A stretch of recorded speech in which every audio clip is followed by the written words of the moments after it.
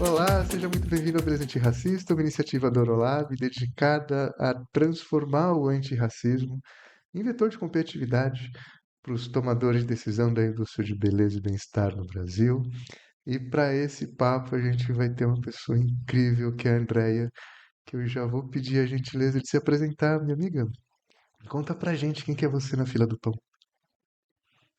Então, boa noite. Eu sou Andréia Matias, hoje psicóloga, tá? Mas primeiro eu iniciei com minha formação letras português e inglês e hoje continuo trabalhando com a educação, mas ainda não com psicologia. Estou esperando só o meu registro CRP, que já vai acontecer, já está em processo, só aguardando para começar os meus atendimentos. Na verdade, assim, no início eu pretendo, né, trabalhar nas duas funções, mas a ideia mesmo é trabalhar no ramo da psicologia apenas. E continuar sendo ativista nessa luta antirracista, até porque a minha psicologia é uma psicologia racializada.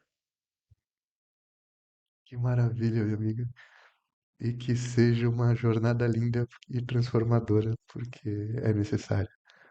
Muito. Então, que maravilha. E, Andréia, para a gente começar, queria te fazer duas perguntas num combo, que é as nossas perguntas aqui mestres, eu vou falar assim. Primeiro, eu queria ouvir de você o que é beleza para você, e em seguida, a partir da sua definição, você se sente representada pelo mercado de beleza? Vamos lá.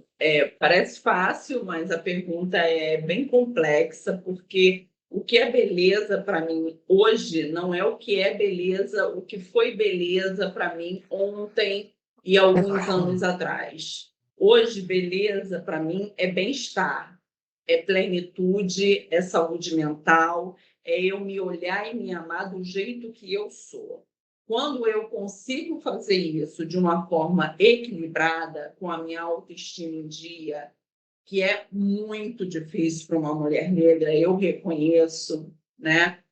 É nisso que eu vejo beleza. É de estar perto de pessoas que eu amo, é de ser bem tratada, é de conseguir tratar o outro com reciprocidade, é conseguir me afastar, né, de pessoas que não me fazem bem, é conseguir encerrar ciclos e reabrir novos ciclos, é permitir que eu prossiga sem ter receios de julgamento e sem ter receio de ser quem eu sou hoje.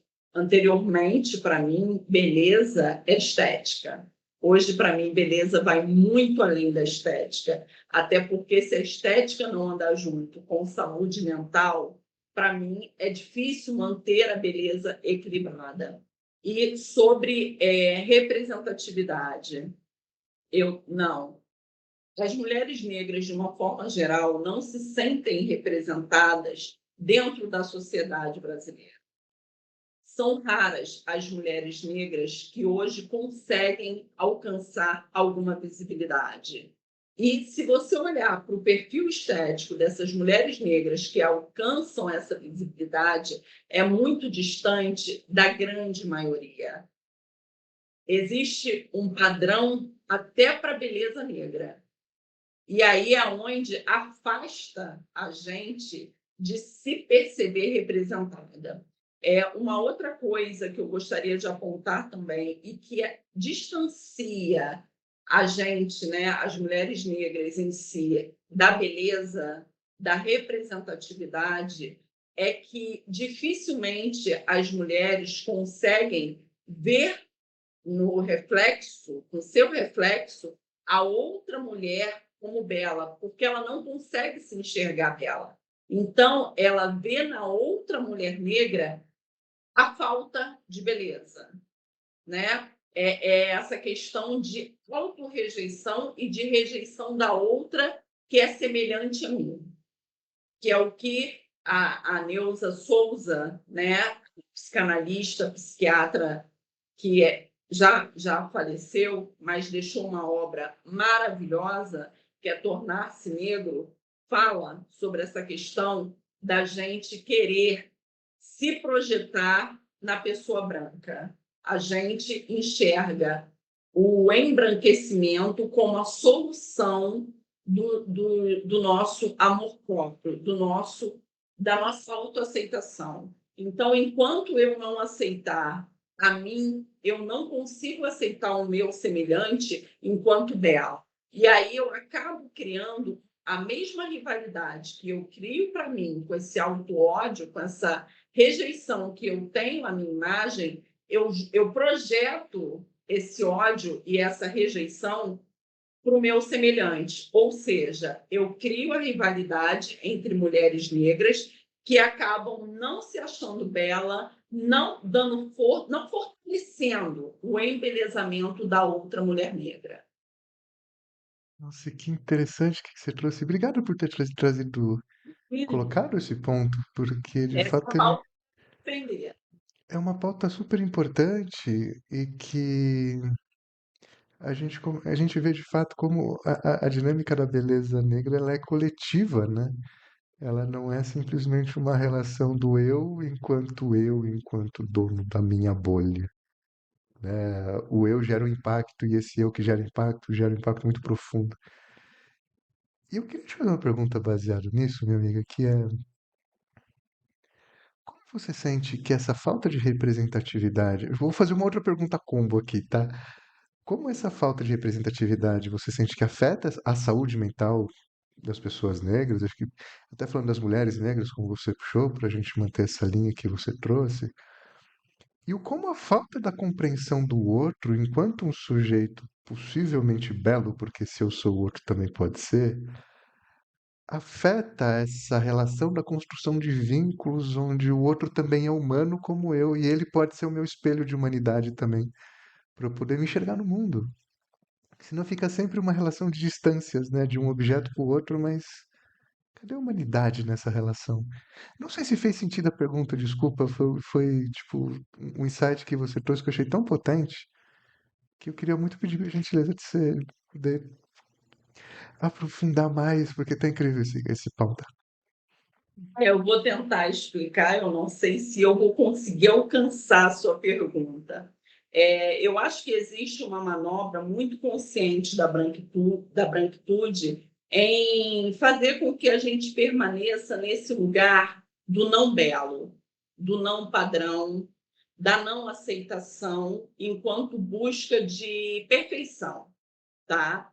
E aí, se eu não vejo, se eu fui ensinada a não ver no outro que é meu semelhante a beleza, se eu não consigo ver em mim a beleza, automaticamente eu não vou ver o meu semelhante enquanto beleza e eu não vou me sentir representado por ele. Eu vou estar mais próxima, o meu olhar vai se aproximar mais da beleza eurocêntrica, da beleza branca, tá? Do embranquecimento, do que da beleza que se assemelha à minha imagem. Então, eu acho que não só falta representatividade, porque o olhar negro se acostumou a ver o negro como a não aceitação, a não representatividade do belo, tá? E, em contrapartida, se acostumou a ver o padrão eurocêntrico como o padrão correto a ser seguido. E aí é onde, na minha opinião, a branquitude se privilegia de se manter, né, como topo da perfeição. Enquanto as pessoas negras, e aí eu bato nessa tecla, enquanto as pessoas negras não despertarem para o letramento racial, manter uma autoestima equilibrada é muito difícil. E toda a saúde mental, principalmente da mulher negra, está relacionada à sua baixa autoestima, porque ela não consegue se aceitar, se ver enquanto poder, enquanto ideal, enquanto inteligência, e aí ela não consegue se aceitar.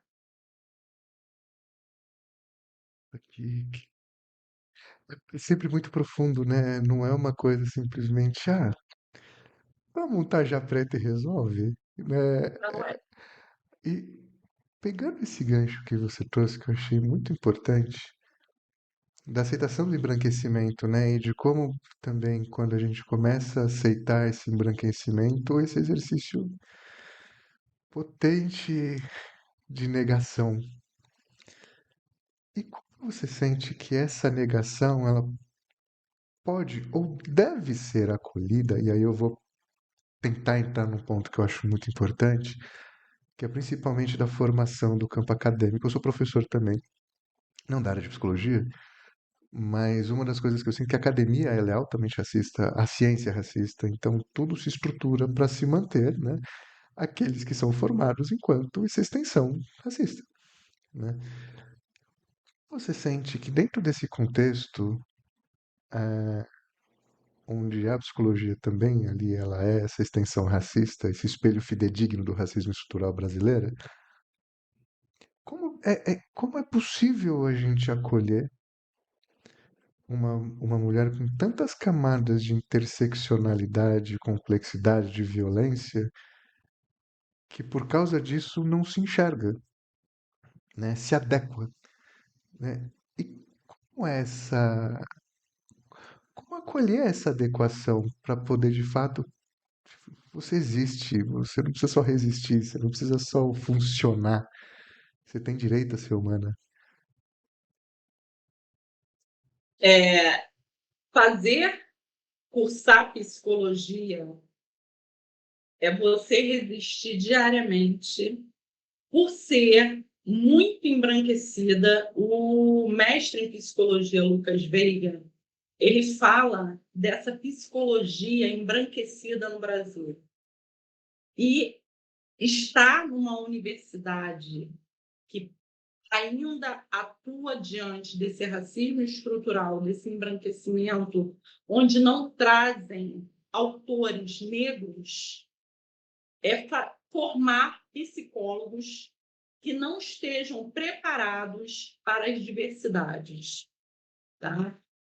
Os psicólogos têm que se preparar fora das universidades, porque vai correr o risco de invalidar falas e dores, né?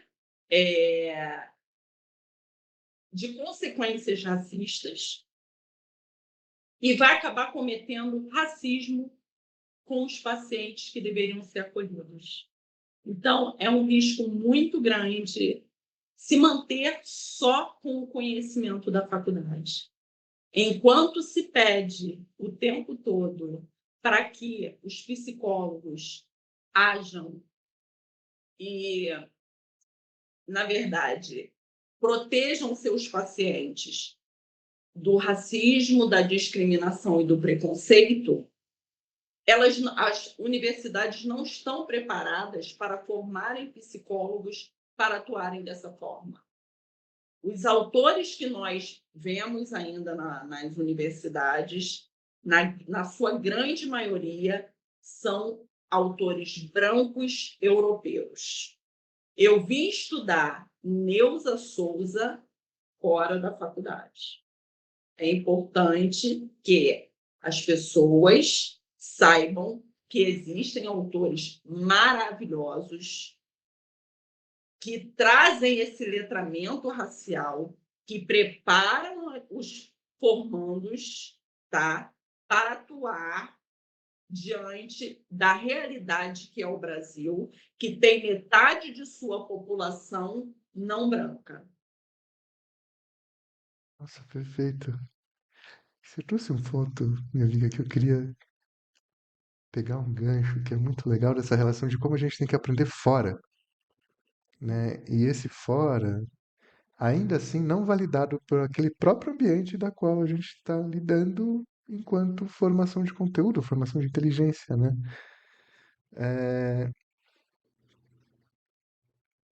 você sente, e aí é uma coisa que eu não sei se vou fazer a pergunta direito, tá? Porque é uma dor minha muito pessoal e eu tô aqui trazendo o Raoni como o Raoni.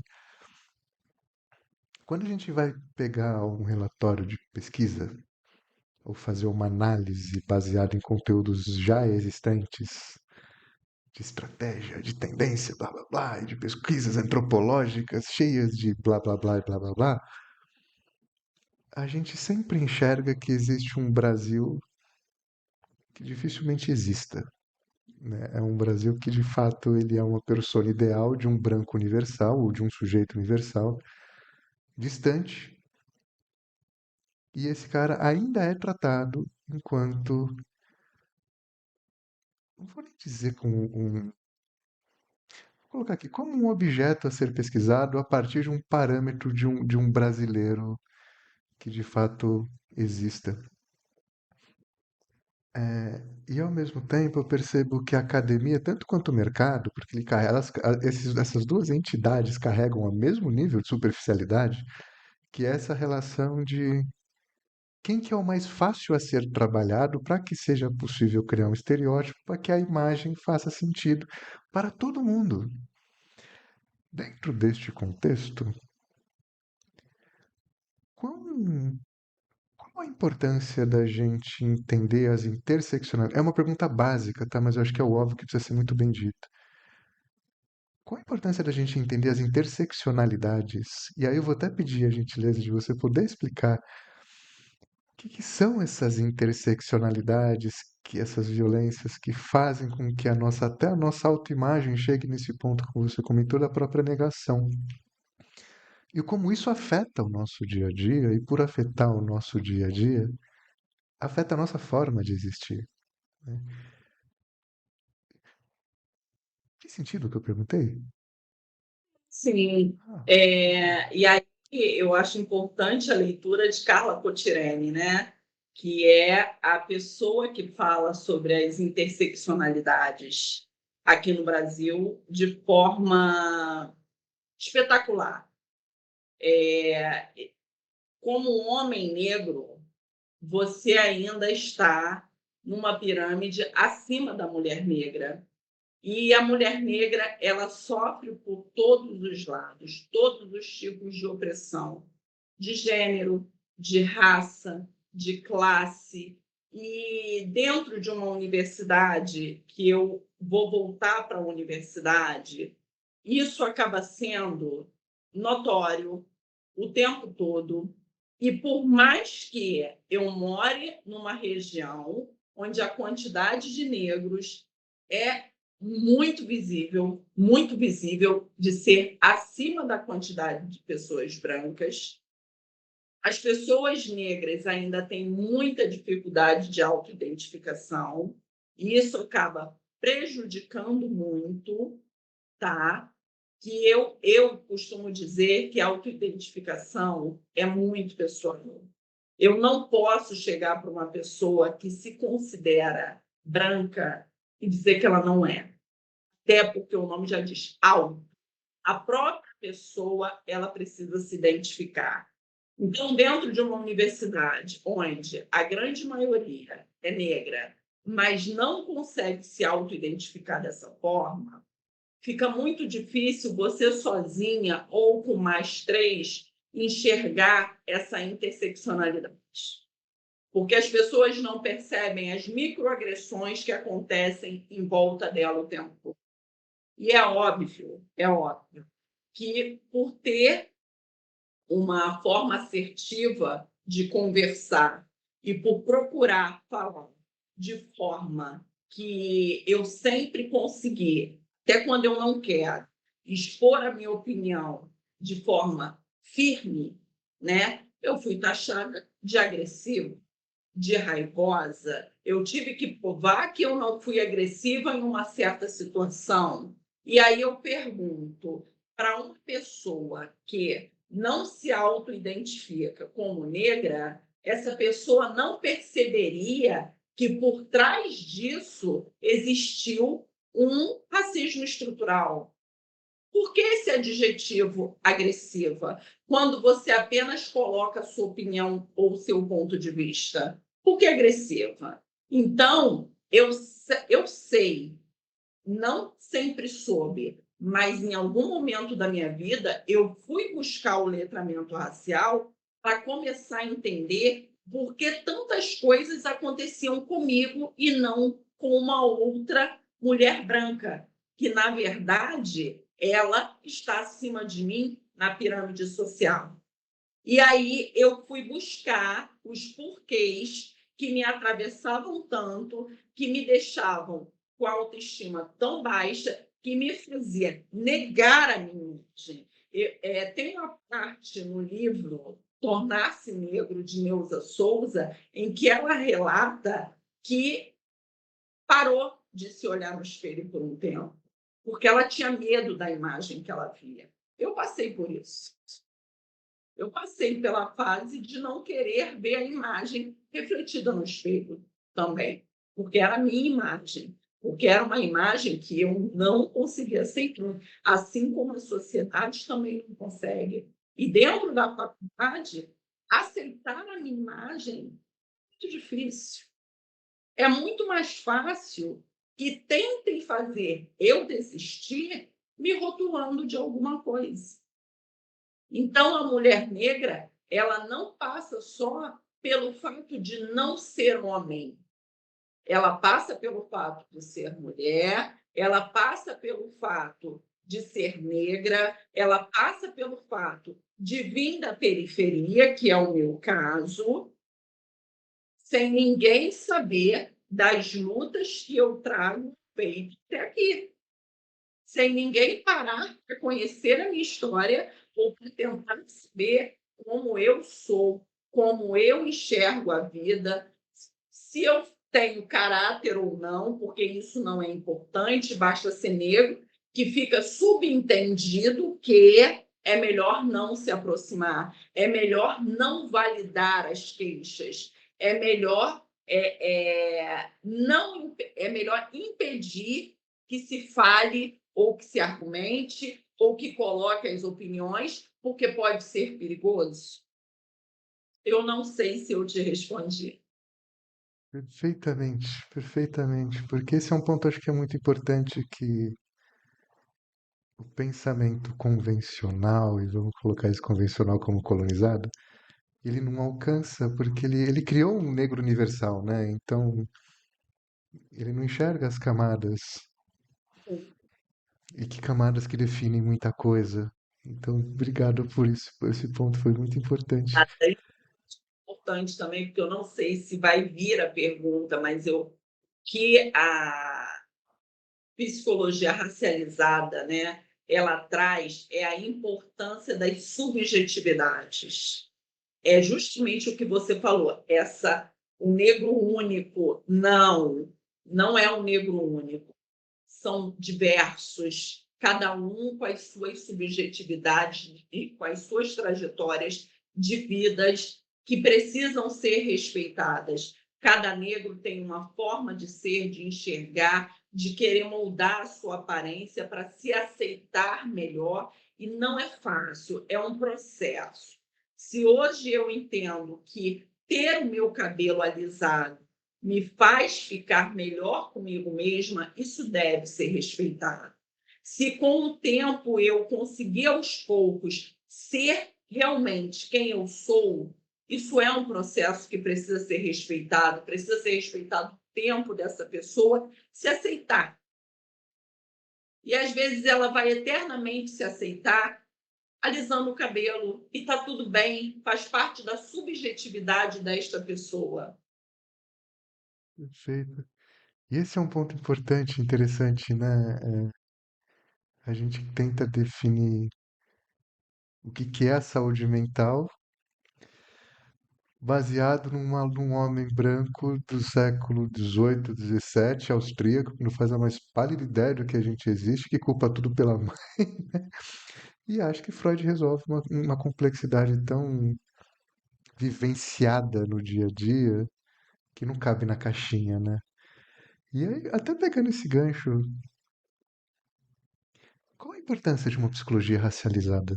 Para a gente falar de fato sobre saúde mental num viés fato, sabe? O material e material não cancelando o subjetivo, mas nessa materialidade da vida, da realidade do dia a dia. Qual que é a importância da psicologia racializada?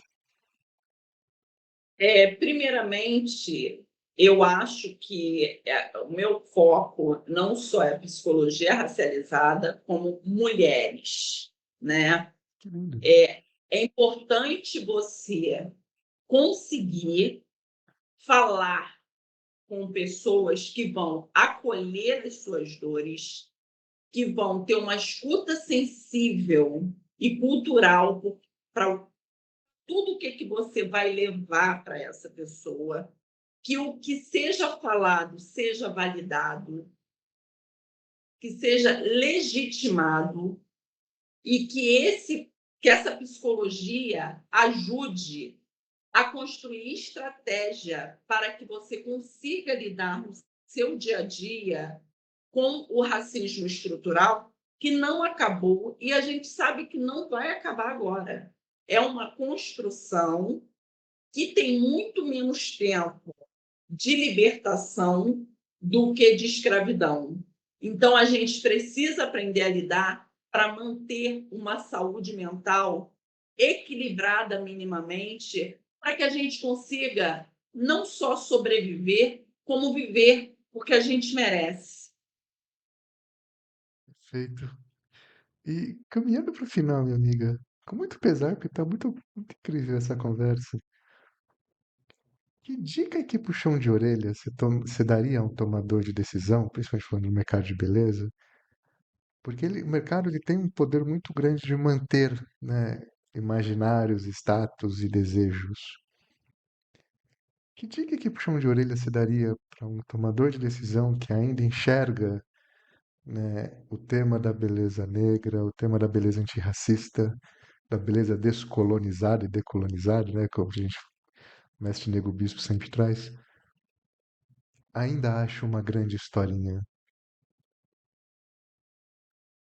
Eu acho que é necessário ter mulheres reais, porque eu acredito, pelo que eu vejo, né?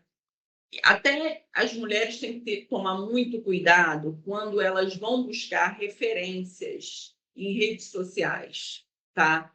Procurem mulheres como vocês, como com o seu perfil, com o que se assemelha à sua imagem, porque muitas mulheres negras, elas já estão em um outro momento da vida. Que bom, tem mulheres negras ascendendo, só que muitas das vezes, por não se assemelharem à nossa realidade de vida, elas acabam levando para um caminho em que a gente começa a acreditar que com a gente não vai acontecer.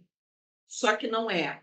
É importante entender as subjetividades e é importante ter como referência mulheres iguais a nós, mulheres retintas, mulheres magras ou obesas, de peles mais claras, de peles mais escuras, mulheres reais, periféricas, mulheres que já conseguiram ascender economicamente, aquelas que ainda estão em processo, porque não adianta pegar só as mulheres negras padrões, não que essas não sirvam de aspirações, podem servir sim, por que não? Mas que a gente aprenda a entender o contexto da sociedade e da nossa realidade. E eu acredito que esse mercado de beleza ainda precisa muito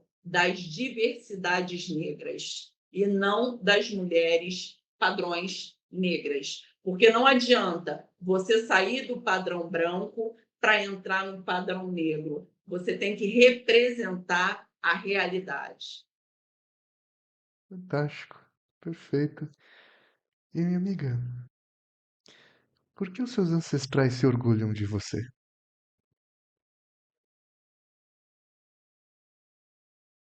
Eu acho que eu tenho tentado escrever uma nova história. Eu acho que eu tenho me movimentado, porque eu acho que é importante sair do lugar. Eu poderia estar até hoje paradinha, fazendo o meu, ganhando o meu, quietinha, e eu escolhi me movimentar, porque eu sei que eu me movimentando, eu consigo trazer movimento para outras mulheres negras também. Então, é importante deixar claro que de braços cruzados nós não vamos conseguir mudar a realidade dos nossos descendentes, que é o meu objetivo. Perfeito. Minha amiga, eu queria te agradecer imensamente por essa conversa, foi linda e eu espero que você tenha curtido como a gente curtiu. Claro, Ai, muito, curti muito, é uma possibilidade de colocar a minha voz, né? Porque é importante a gente colocar a voz em todos os lugares que queiram nos ouvir. A gente vai colocar onde não querem, imagina aonde querem nos ouvir. perfeito. Então, queria te agradecer muito mais uma vez, Andréia. Foi lindo e que essa nova jornada seja brilhante e que Será? você possa deixar esse legado tão importante e necessário que é de fato a gente se perceber. E isso é por si só um legado excepcional. Então, parabéns. Vida longa a Obrigada. essa psicóloga que surge. E mais uma vez, obrigado a você e obrigado a vocês também que ficaram com a gente até o final. Muito obrigado e muito em breve mais entrevistas incríveis como essa para vocês. Até já.